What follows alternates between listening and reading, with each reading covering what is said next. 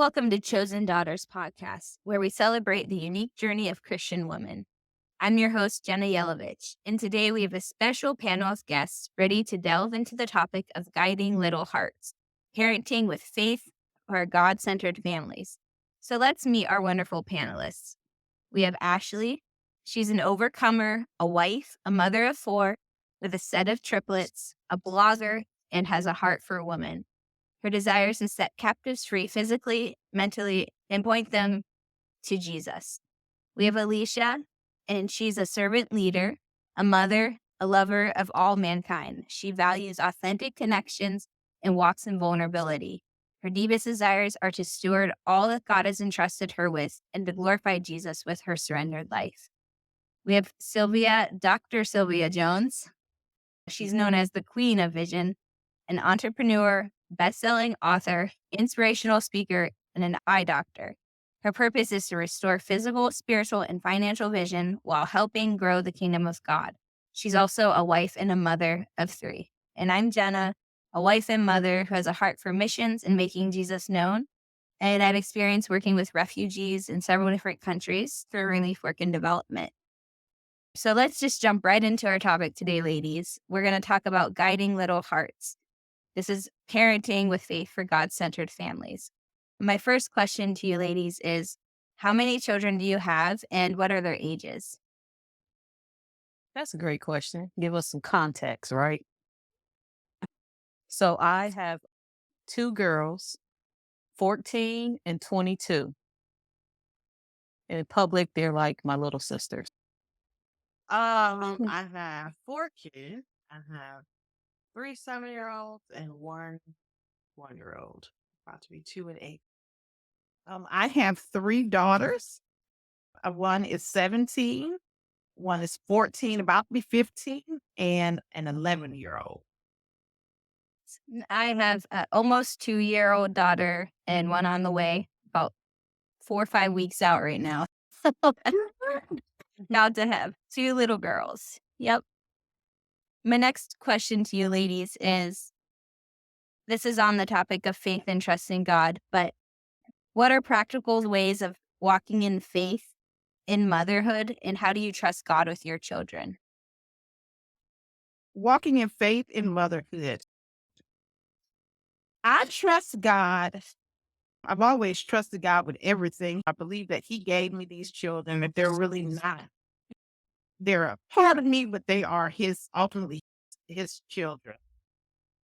And just in my faith, my biggest thing has been just trying to introduce them to Jesus so that they could develop their own relationship.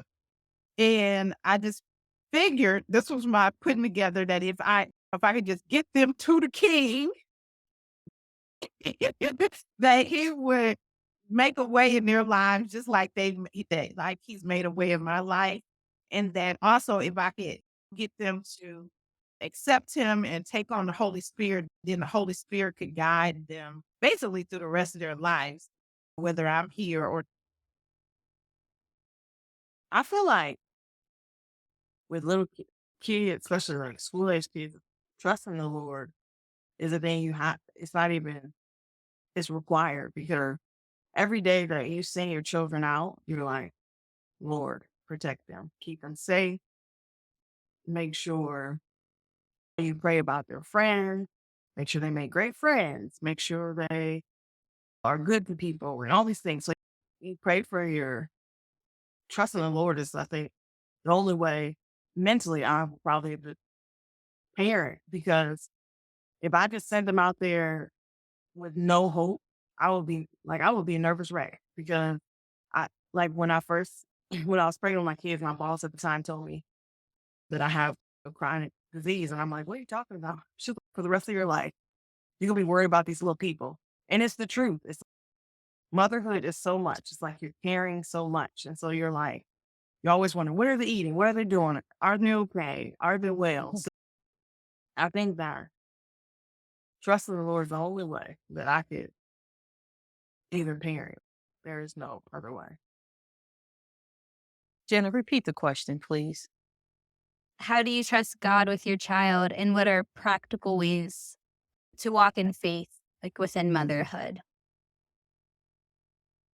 I'll tell you, parenting now is different from it was even 22 years ago when I first became a young mother. I would say that I trust the Lord, definitely. I think some of the practical ways that I show it is by not trying to necessarily shield my children from the world. Now, there's boundaries that I have, but I don't feel like they'll be equipped. The Bible tells us, be in this world, not of this world. And so, me sheltering them completely, only showing them Jesus and not the adversity and the enemy that's out there doesn't really help them when they leave my bubble. And so, I try to find ways where I am still monitoring and they're under the safety of me, but yet in the world a little bit. Example, their school choices, allowing them to make their friend choices. More recent topic that's going on in our household is, do you allow people to come over or do you go somewhere? And I definitely understand parents, especially when you have multiple siblings. My younger daughter's like an only child, no kids at home with her. My oldest daughter's out the house now. Why you will keep your kids home? And when my daughter looks at her peers, sometimes she's, Mom, wow, thank you for trusting me. And I'm like, yeah, I trust you, but really I got to trust God. Practically, I'm a single mother right now. Also, I want her to engage with other people. And I just have to trust God. I pray, I meet with the parents, I talk. We have cell phones now, we have good relationships. So it's just something that I trust her with. And also, I do not let her leave the house without praying with her and over her. Because even though she's out of my absence, I always want her to be conscious she's never out of the sight of the Lord. I want her to know that angels are with her, that she's covered, and just to put it in her conscious mindset that even if I'm not there, someone is there with you that goes before you, that's with you, and to empower her. That's good. Yeah. Yeah. I was just going to touch on the story in the Bible of Hannah with Samuel, right? Like all she wanted was to have a child. And when it was given to her, she gave him back to the Lord. So for me, I feel like I've seen that in my relationship with my daughter from the first few days of being born. She had to be in the NICU, and it was like in the height of like during COVID, where like you could be down there, but you couldn't stay all night. So like we had to, go from floor to floor, eventually from hotel room to the NICU, traveling back. And I felt like the Lord was challenging me and in the role of the mother. Do you trust me with your daughter? Do you trust that if you're not there, can I take care of her? And it came up again. I was with Sylvia. We both went on the South Africa trip, and I'm I felt like the Lord said yes to go, had peace about it. And as it's getting closer to the date, I'm reading, and she was 16 months old at the time, I think, like 16 or 18 months. And I'm Googling, and this is the peak of anxiety, their separation anxiety. And I was just like, God, is this still okay? And I felt like he was just like, do you trust me with your daughter? And you trust that I'll take care of her. And she thrived when I was gone. She did fine. And I think that for me, it's like, ultimately, our children belong to the Lord. He's entrusted us to take good care of them. But will be times, like you said, like going to a friend's house or once they graduate and they go to college. As mothers, can we trust that he can speak to them too, that he can bring other people, that he can still use us, even if we're not there, but that they belong to him. Um, but I did want to touch, Alicea, on what you were talking about um, with today in guarding children's heart, because there is so much access through media. It is different these days. Kids can just jump on the phone and so much comes up. So I was asked, what is ways that you can guard your children's heart, but yet, yes, I do believe there's some things they still need to experience in life, like you said. But how do you do that? How do you guard your children's heart when there is so much access to darkness? Learn the hard way. You can. That's one option. But no, with technology, there's so many parental guides and things of that nature. You definitely, the doctor explained it to me one day. He said, giving the child access to a phone or electronic device without parental controls or per- parameters is like giving them a loaded gun. Just so dangerous. They don't even have to, it ain't even about trusting your child. They don't even have to be looking for things to come up. And it's just not safe to have unlimited or even un, not unlimited, but the quantity of time also that you spend on these devices and phone are really not beneficial to the kids. So I would say definitely utilize the parental controls. With me having a teenager, she has privacy, but she doesn't have privacy, if that makes sense. I know the passwords. I go on the phone when I want to. We unlock doors. She's just still a child. So she's a child with learning how to become a young adult. And like Sylvia said, I'm trying to introduce her to the king, not only through the word of God, but really how I live.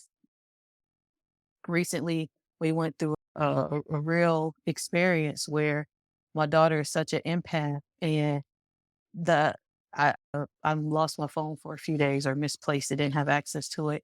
And she was just crying and she was just so hurt and so sad. She was like, "What is wrong with you, mom? Like, how are you functioning?" I guess she was like, "I can't imagine what it would feel like if it was me," and she just didn't understand. And it was so many lessons in that, but all in all, she got to see the faithfulness of God. She got to see me stand on the word, stand on the prayers, to walk faith out, and just practical things like that, like living it out, parameters, and always seeking wisdom. I learn every day from people. I take a page out your book real quick. If it's good, I'm gonna use it because you never stop parenting and we never know it all. We always say it doesn't come with a handbook. My kids, so they're like in a tricky age. They're at school, so they see other kids have phones and things. I'm not there yet. Because even with parental control, there's some crazy cartoons out here. Okay. Oh, there's some crazy things. And so I remember when the kids were probably like 5 or something. They were like watching YouTube.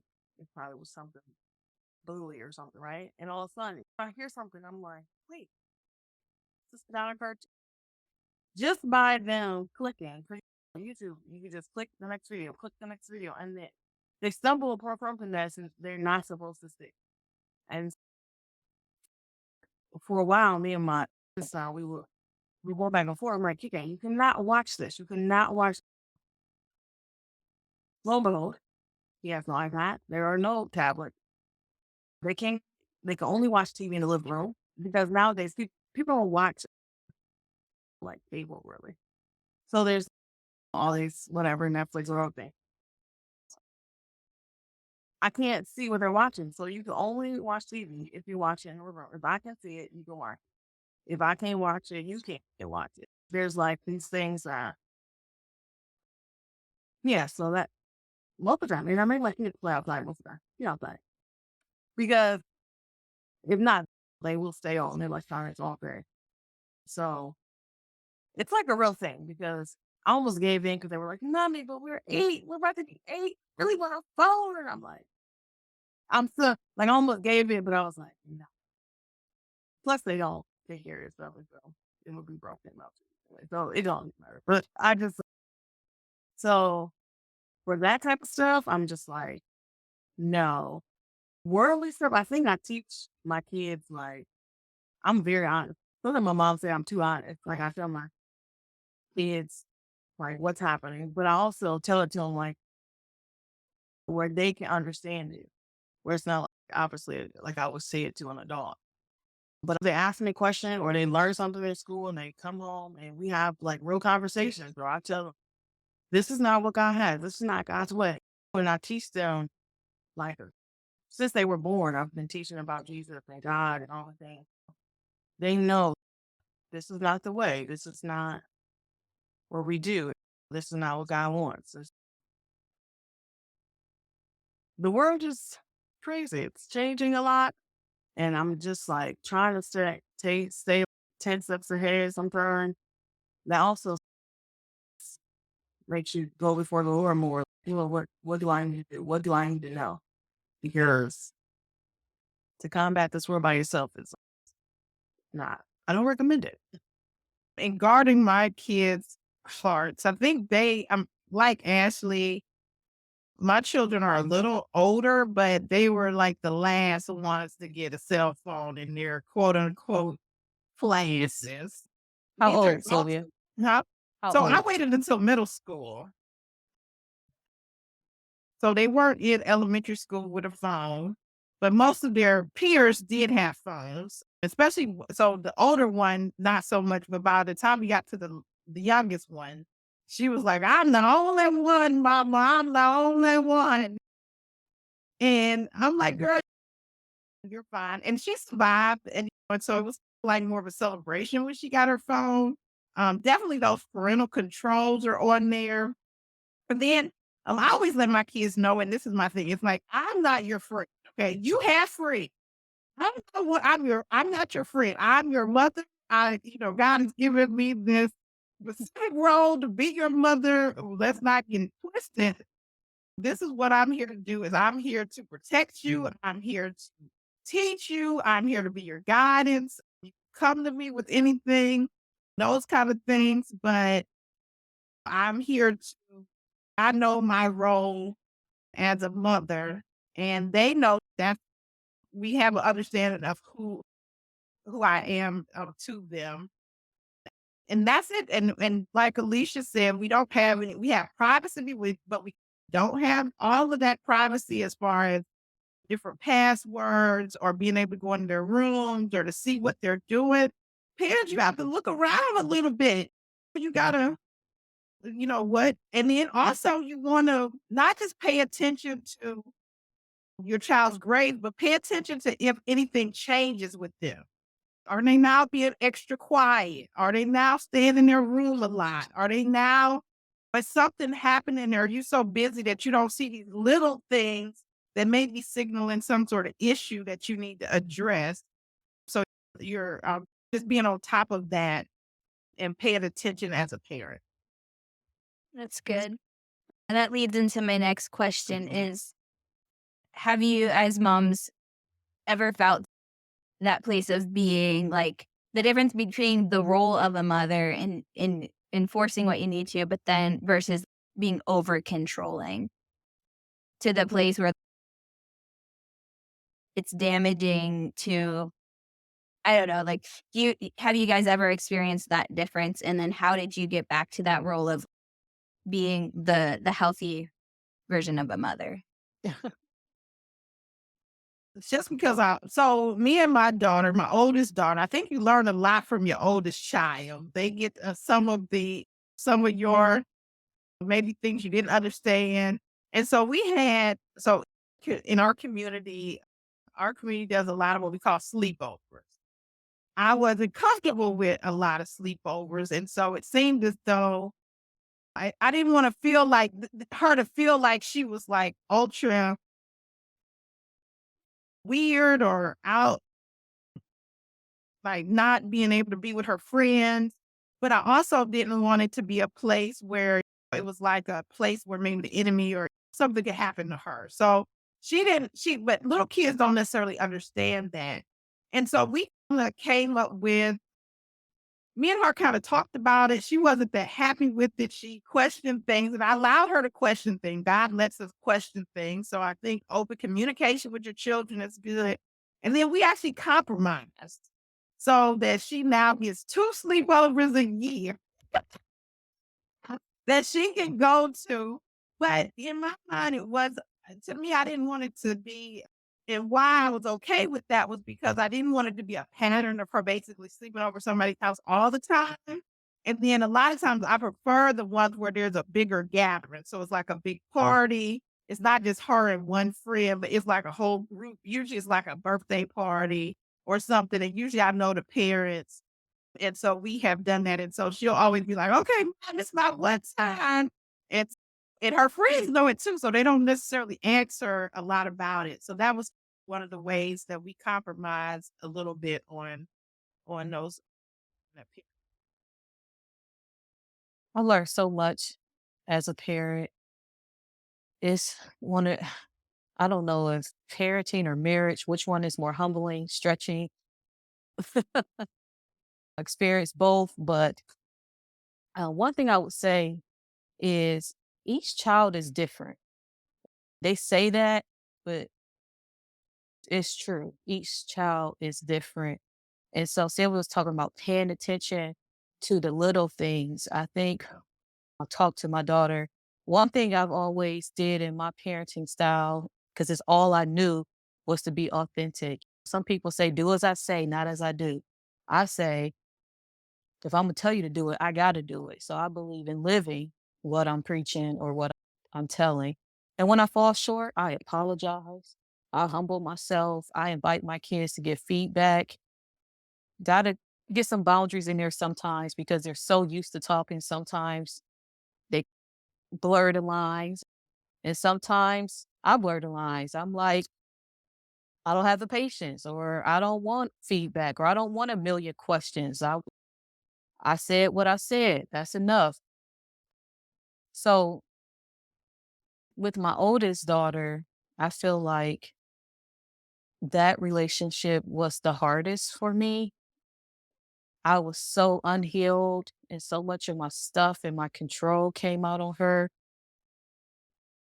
I was a teenage mother, and so I was trying to beat statistics, and I just had so much on me, and I surrounded her with a village that really helped support her, and she's a beautiful, wonderful daughter. I'm so proud of her.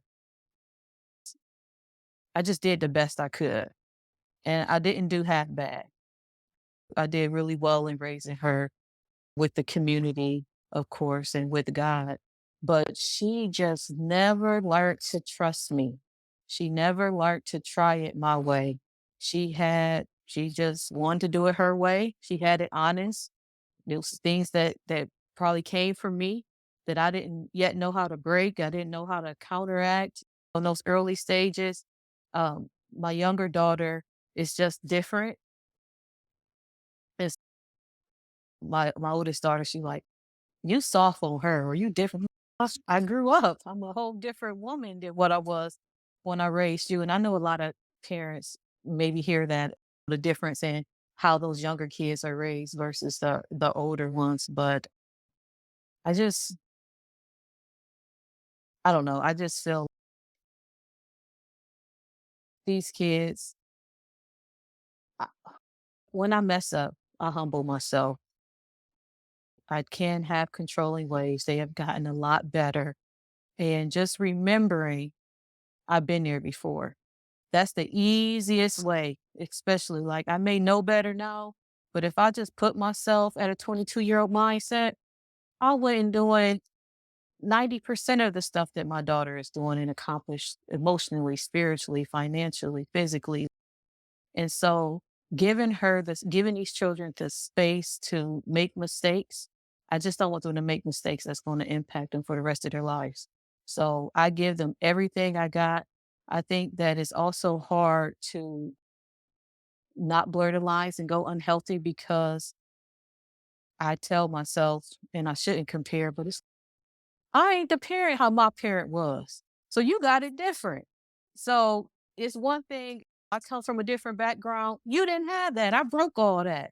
So who much is given, much is required. So we ain't at the same playing field, so to say, in a lot of ways.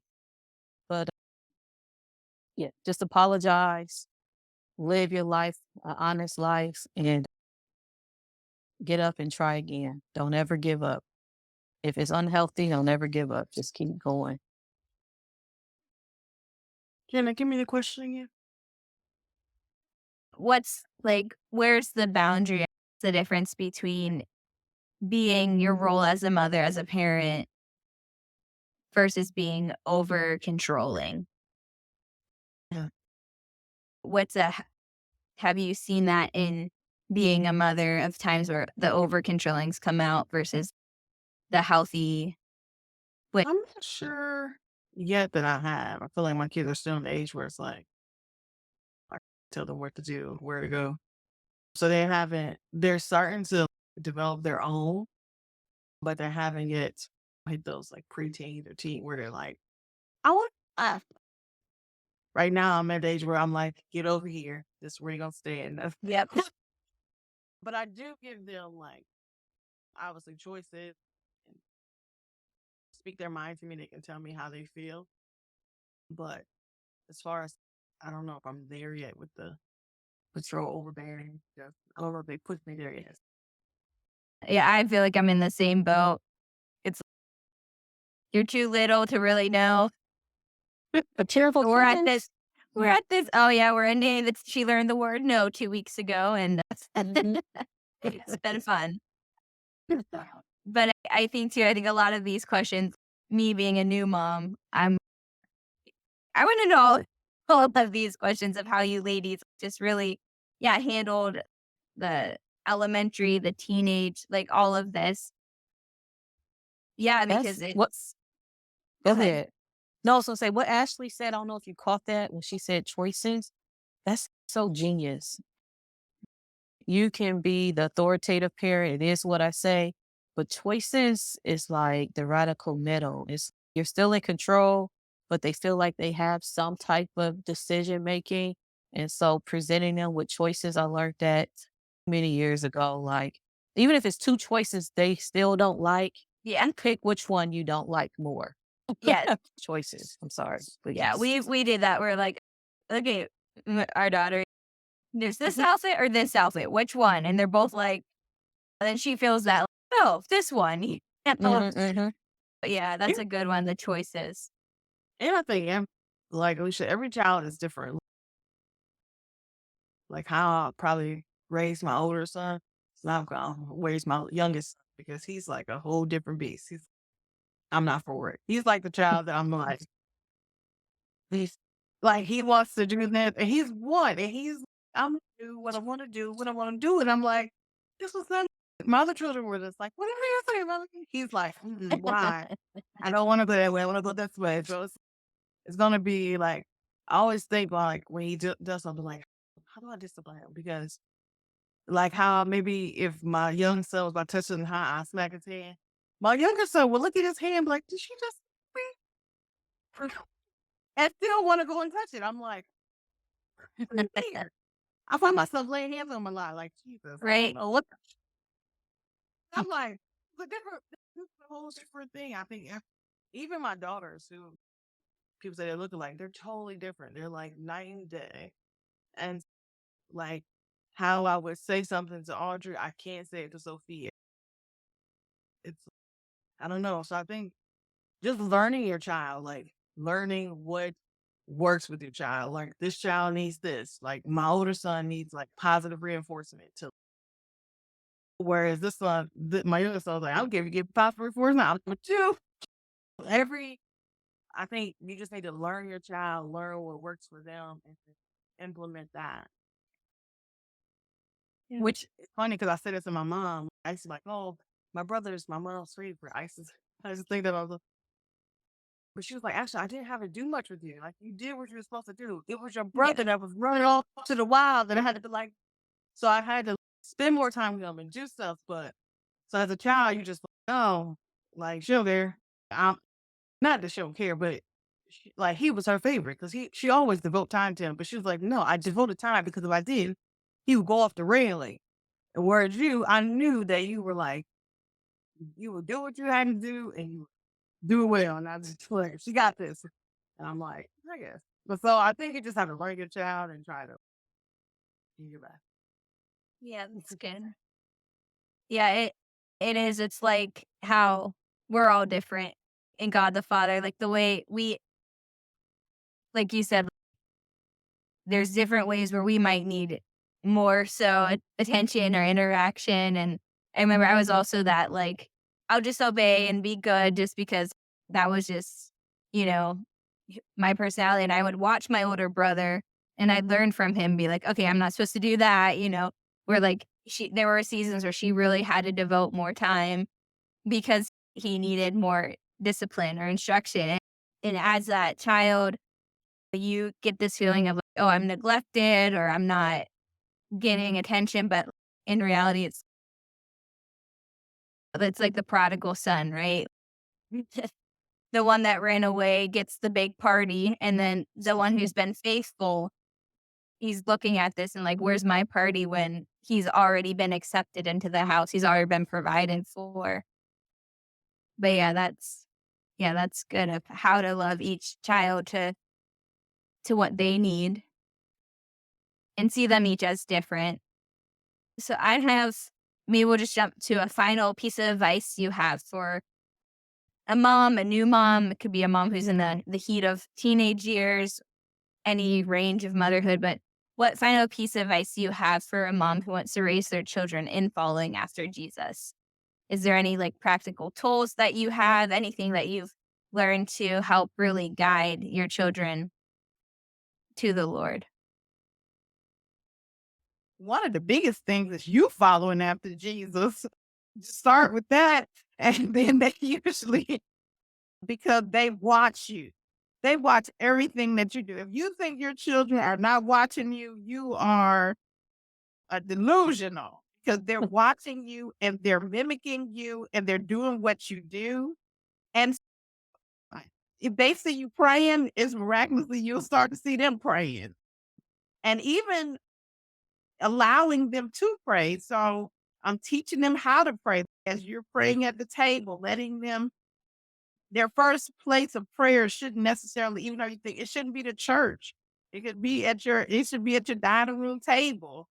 When they go out, have you instill some of your values in it. It's not big things, it's just little things that you empower them with as you allow them to mimic after you. One advice that I would say that's not necessarily always definitely following Jesus, but spend time. If you have multiple children, try to spend alone time with each child. And so that it's not always a group. The group is fine, but they remember those times when you go out on a little date with them. Or me and my one daughter, we had a little spa day together. Just something that they remember and that they know that you see them. And those are the times when they'll share more with you and grow closer to you. Just like you date your spouse, sometimes you have to go out and do little things with your children by themselves so they feel valued. I think for me, I would probably say love on your children. Recently, I told you that I've been teaching my kids about God forever, but recently, in the last probably like month, last 2 months or something, I've been intentional.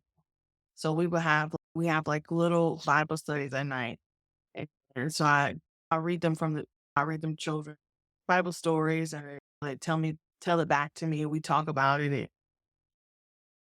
So just because I want them like one day, obviously they're gonna get older and they're Lord willing, and they're gonna get to a place where things happen in life. I want them to look back and remember these moments, remember the conversations we had, the gems maybe they got or something that can help them get over. So I like I have we have like nightly Bible, so they look forward to it. And so it's become like our thing where we get to talk about Jesus and at the same time laugh and have fun. So I just I would say like pour into your children, love on them, show them, hug them, kiss them, tell them you love them. Like those are things they will also remember.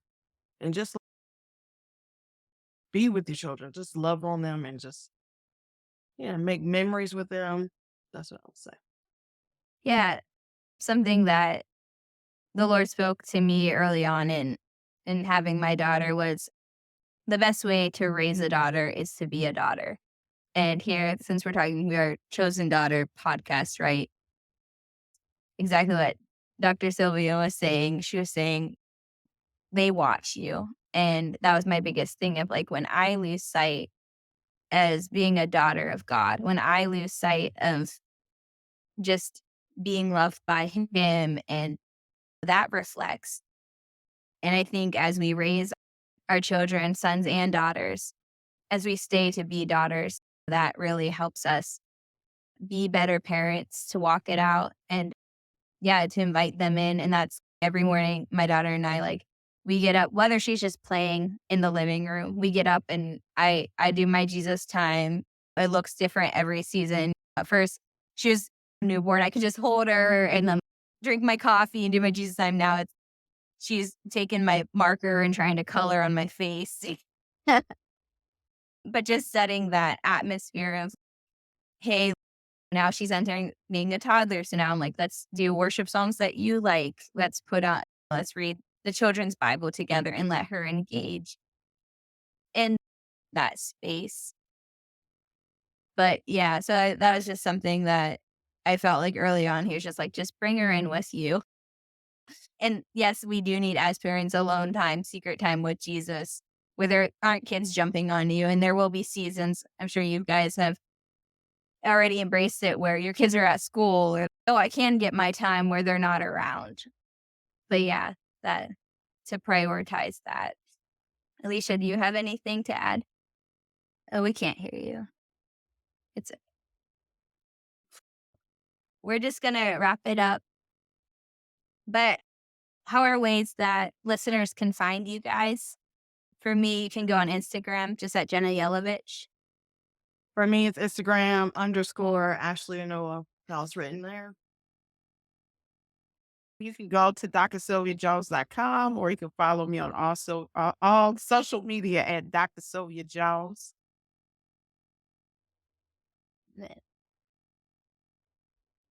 We're just finding her love for her right now. Yeah, we want sound on her, but I think you can follow her on her social media. Awesome. So thank you, panelists. Thank you for sharing your wisdom and insights. And we hope that this episode inspires our listeners to embrace discovering God's plan for you and your children, and that you can be a daughter while being a mom. And to our listeners, thank you for tuning in to Chosen Daughters. If you found this episode helpful, please like and subscribe to hear more great episodes. And we'll be back for more empowering conversations soon. Thanks, guys.